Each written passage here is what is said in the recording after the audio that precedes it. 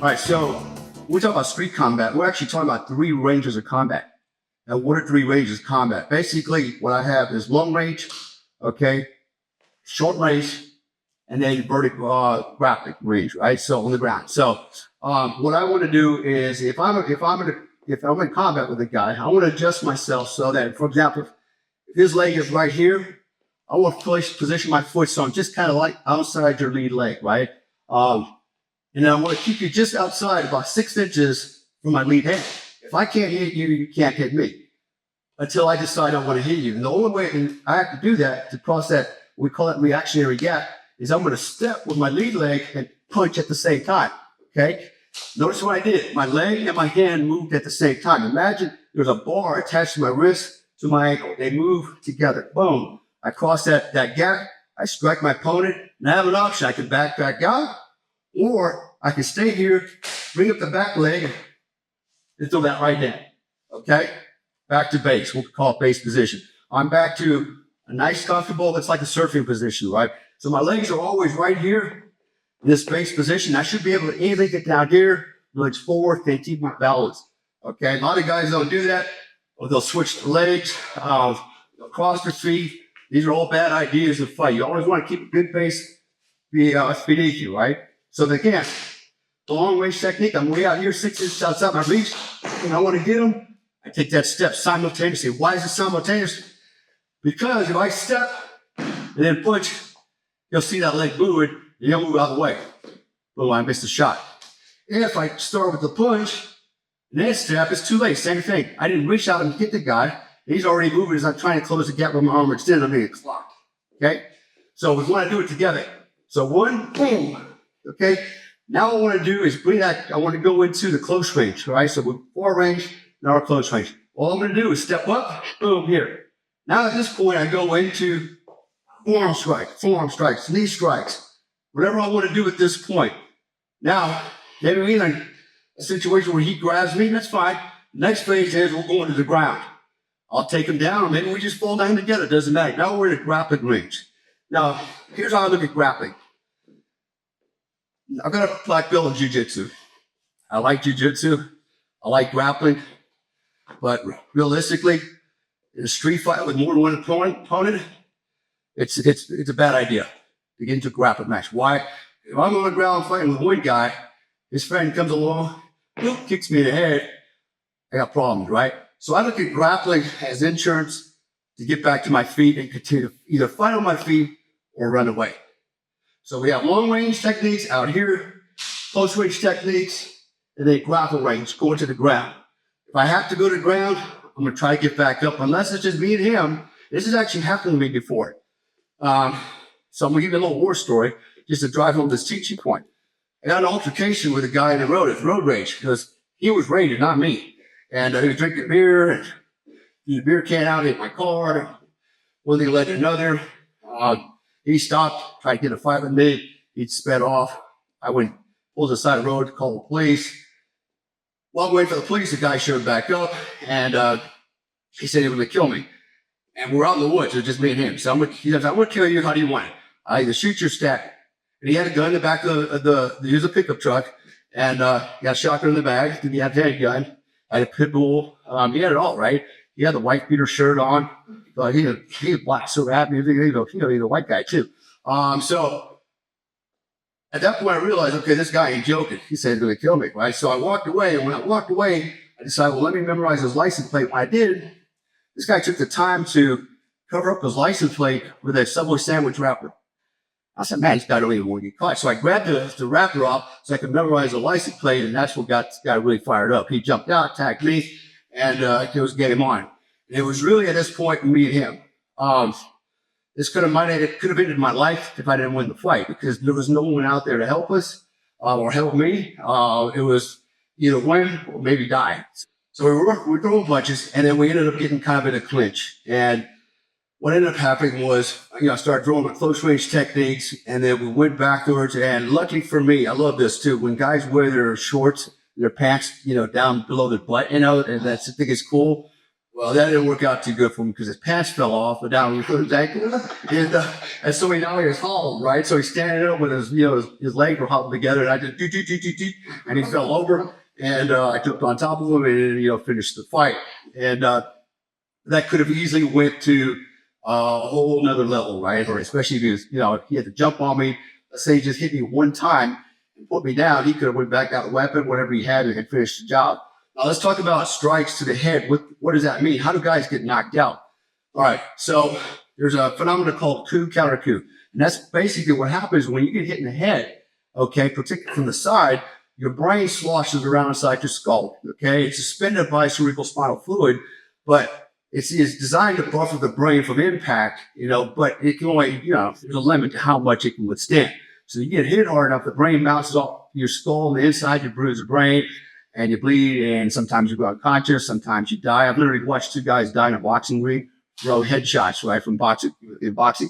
And then coup counter, and then the counter coup is if he gets hit so hard, it bounces off one side, like a tennis ball, and bounces off the other side, you're probably like, boom, a double whammy, right? That's even worse. Head injuries accumulate, strikes in the head. I mean, they accumulate, they add up. It's not like it's going to go away and I'll be fine.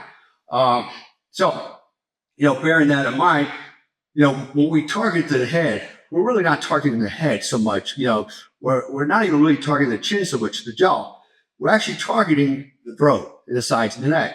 Why is that? So Joe, get in a ready position, Joe. There you go. If I were to take a shot at Joe's, which is the whole arm, just like for the video, if I were to take a shot at Joe's chin, and he saw that punch coming in, what's going to happen? There you go. He just leaned a little bit, right? He might lean back. But anytime he does that, what's happening is his chin is breaking that plane right here, right? And he's going under it. The chin is going under it. So when the chin goes under it, if I'm aiming at his chin, I'm going to hit him in the cheek or the nose or on the top of the forehead. However, if I aim for his throat and he does that, okay, now what happened is he basically brought his chin in alignment with my punch. Okay, he set himself up because he's going to move. Okay, so basically what I'm going to do is I'm going to aim for the throat or the side of the neck, knowing that he's going to, any movement on his part, anything left, right, back, stepping, he's going to bring his head down below that plane and he's going to get lined up with my punch. All right, so think about that. So we throw a punch, hit the guy in the throat and the neck. And if he doesn't move, you hit him in the throat, that's good because it's a throat punch, right? It works just as well. I'm not going to knock him out, but man, it's going to hurt like hell. But the idea is to get a good angular shot now.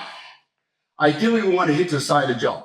Get that rotation of the head. That's what's going to knock the guy out. Now, a lot of times when we punch a guy in front of the chin, we really don't knock him out because of coup counter coup. What actually was happening now is we're driving that jawbone up and we're pinching some of the nerves in the back of the jaw. And that is actually what's knocking the guy out. Basically, the guy is going to shock and he's going down. Most of the time when a guy gets hit in the front like that, it's what we call a flash knockout. He'll drop to the ground right away and pop right back up. What you want to do is get that shot to the side of the head so we affect that coup counter coup technique and put him down for good. Remember, you couldn't kill a guy with that. I've watched it happen twice. And when we talk about self-defense, everybody wants to be the good guy, and they want to fight only if he hits me first. He hit me first, and I fought back to defend myself. I got a news flash for you. If you wait for a guy to hit you first, that might be the only strike of the fight. And that might be the last fight of your life because he might just kill you with one punch. I've seen it happen. All right. So don't ever wait for one guy to punch you. If you think that fight's imminent, be first. Be first, be fast. Otherwise, you could be done. And there's ways that can happen. One, you get hit in the head. Obviously, coup counter coup, brain bleeds out. Two, you get knocked out. I've seen guys go down and hit their head on the concrete, hit their head on curbs. And, that's like another concussion all on its own, right? So that, again, the damage is cumulative. All that adds up. You might wake up, a couple of days later and be like on Goofy Street, but, who's to say by tomorrow morning you're not dead in your bed because of that, right? Or who's to say that in 5 years from now you're a total vegetable because of that, the damage you suffered from that fight. So I'm never one that's going to stand there and let you hit me first. If I think this is going to go to a fight, you can believe I'm shooting first and I'm fighting to win. I want to go back home to my wife and kids. And, this guy, he signed up for the fight. He signed up for the death certificate. So, protect your jaw, protect your neck. Keep your distance. You know, I'm not advocating fighting. If you don't have to, don't. But if you think it's going to happen, be first, be fast. Fight to win. And guys, don't forget this as well. One little caveat. When you get into a street fight, your adrenaline's going to be flowing. So you got a guy Dale size, right? And with his technique, what do you think kind of damage he's going to do to you? He's not just standing here talking to you. He's in condition red. This guy's going to hurt you bad. Now imagine somebody even bigger. That's what you got to worry about when you get into a street fight. Adrenaline's going to be flowing, and you know that amps up even more. So again, don't wait for a guy to get hammer the shit out of you. You know, you need to strike first. That's a good point about the adrenaline dump. One of the things I like to do, I probably shouldn't give away my secret technique, my secret kung fu technique. I want to hear. Now everybody don't want to fight. But no, you know, when I think a fight is imminent, what I want to do is I want to get you like seeing red. I want you to lose your effing mind, man. Right? And so I found the best way to do that for me is just slap the shit out of you, right? And I'll do that knowing the fight's going to start with one punch. Now, you can knock a dude out with just slapping, right? Well, yeah, you can put a guy on clear street with just a slap yourself, right? But usually I'll slap him. When I do that, it's like, you get what? They just boom, they just go crazy, which is okay. As an experienced fighter with confidence, I'm okay with that. I want you to lose your mind because I'm going to be subtle. I'm going to be very tactical and strategic in my movements and my tactics. I want that to happen. I'm a great counter fighter. I'm going to let you come unhinged, and I'm just going to take pocket shot and win this fight and get it over with. So, again, the idea here is to be calm. You know, be cool in the fight. Let the other guy lose his mind. Now, of course, there's something to be said for experience, right? And normally what happens is if we don't have experience fighting and we get into it, you know, we want to win like right now because we don't want to get knocked out. So, you know, the best way to counter all that is actually get some training. Actually practice technique and build your confidence in your technique. Know that I can throw a good 1-2 punch and probably win with a 1-2 punch. And when you refine that, your confidence levels goes up. You understand the basics, and that's all this is, by the way. You know, everybody wants to learn the advanced techniques. They want the black belt, right? And actually, the advanced techniques are the basics mastered. If you can learn the basics, you can win all the fights. That's why I said a 1-2 punch is pretty basic. If you learn that technique, you win most of your fights. You know, I don't need to throw a nice flipping round kick to his head. All I got to do is kick him in the nuts, right? And I don't have to be very good at that. It's like chicks do that all the time, right? To me. And so anyway, it's the basics, right? If you can master the basics, just the basics, you can carry the day to win most fights just on that alone. And of course, be confident, you know. That will to win up, you know, that I don't want to call it courage, but it is somewhat courage because if you're scared shitless, you got to overcome that. But, you know, have some courage and fight the way and impose your will. You know, impose your will and you should win. It should be good. A lot of gold nuggets right there, guys. Again, a lot of more videos to come. And again, if you like what you're seeing, please ring the bell.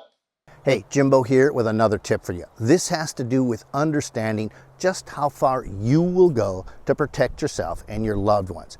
Many guys overestimate their willingness to fight back. The reality is usually much different. For example, I worked with one Special Forces soldier, a guy who saw a lot of action and endured years of bloody combat.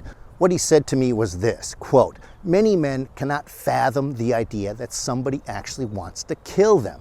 They just can't get their head around it. So when confronted by a real killer, a truly evil person willing and able to kill without hesitation, when that horrible reality sinks in, they often just freeze up and then die." Point is, there's a certain warrior's mindset that you must tap into when facing down a potentially deadly threat.